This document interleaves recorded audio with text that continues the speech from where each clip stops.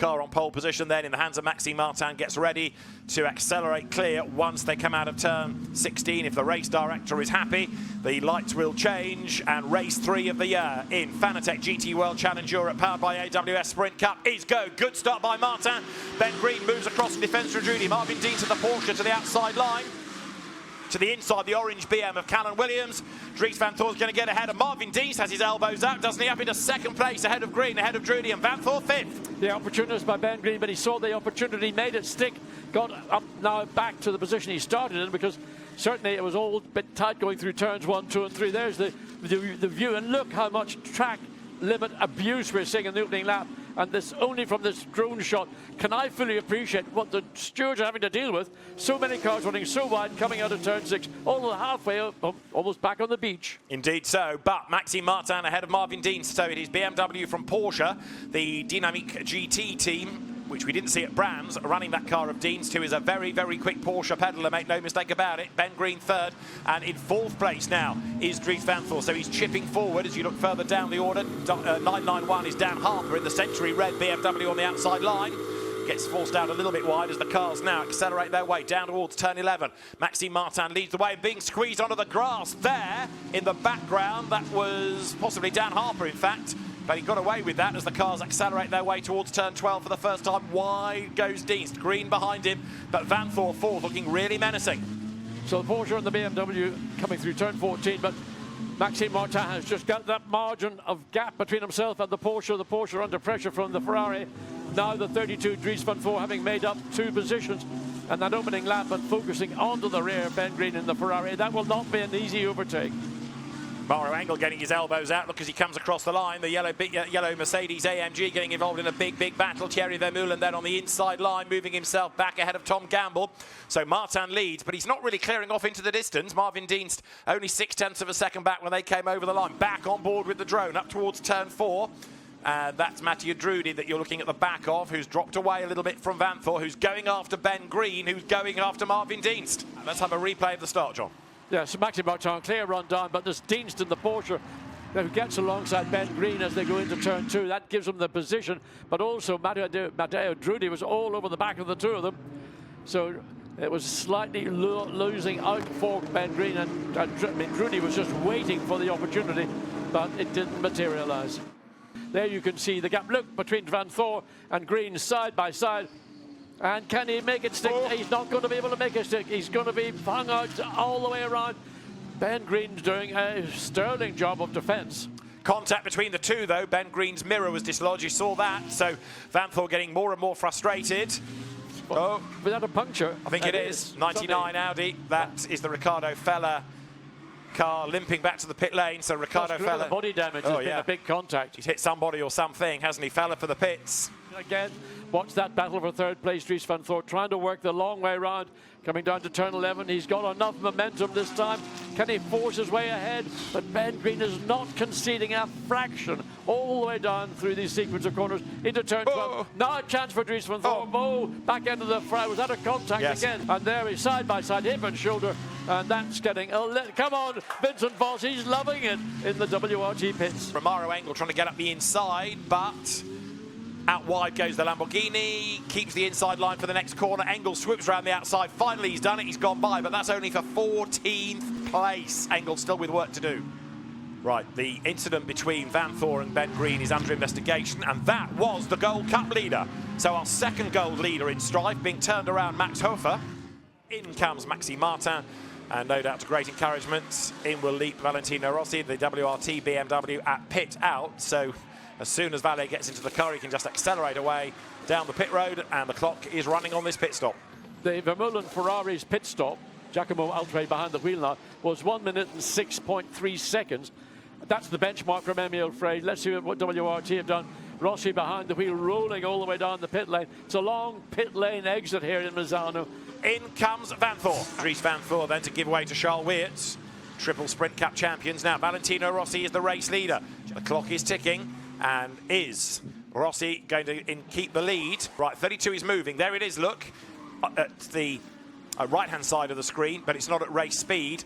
And 46 is about to come into turn 1 there, so it retakes the lead. So 46, Valentino Rossi, is ahead after the stops. So now the shuffle comes, but it's going to be a BMW 1-2, isn't it? Rossi versus Weerts, who has done the fastest lap of the race.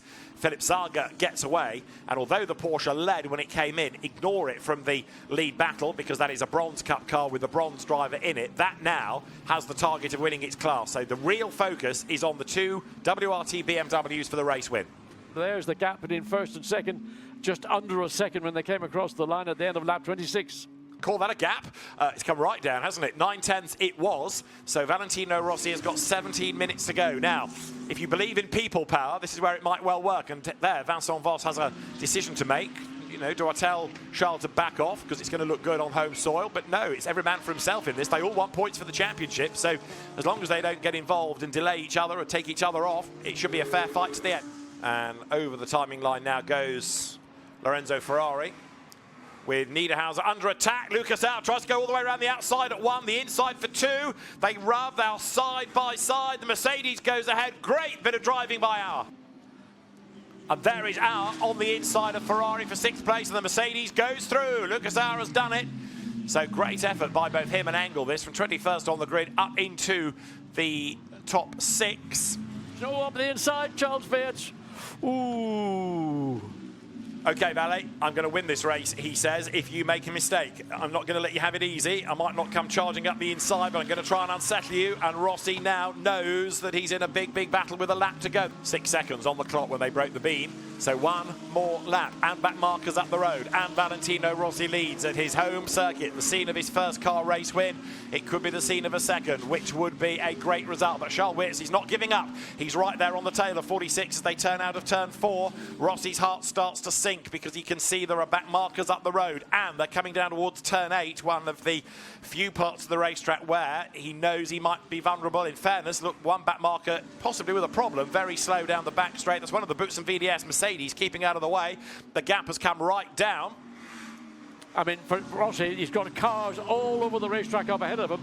The Aston Martin is going to come into play by the time they get down into turns 12, 13 and 14. And could we see a last-minute shock change? The lead going to the 32 and losing it for 46. Anything's possible. Rossi gets out of the draft of the Aston then from ComTU and goes through.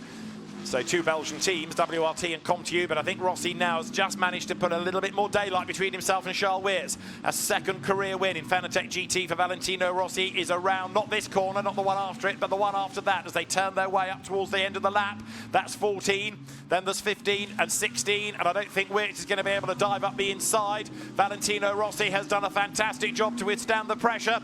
One corner to go, checkered flag at the ready, and Valentino Rossi is going to win on home soil. Checkered flag wave. Valentino Rossi and Maxime Martin win race 1 at Misano. A delighted Maxime Martin celebrates in the pit lane, and Valentino Rossi's fan club starts to celebrate in the grandstands as well. If you thought last year's victory was a great victory, I tell you what, this was way, way better because he was under pressure basically all the way through his stint.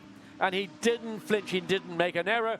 Okay, Weerts was catching him, but at the end of the day, he got it done. He took the checkered flag, and I think that's a fantastic, happy Rossi. Thank you very much.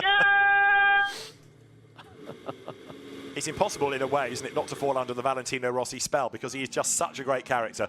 Maxime Martin is the first one to go and say well done, and deservedly well done. He didn't luck into that win. Valentino Rossi had to drive his heart out under massive pressure, underlined block capitals, red ink pressure, in order to win that race. And this, the race result. Maxime Martin and Valentino Rossi win. 39 laps of drama from Dries Van Voor and Charles Weerts third.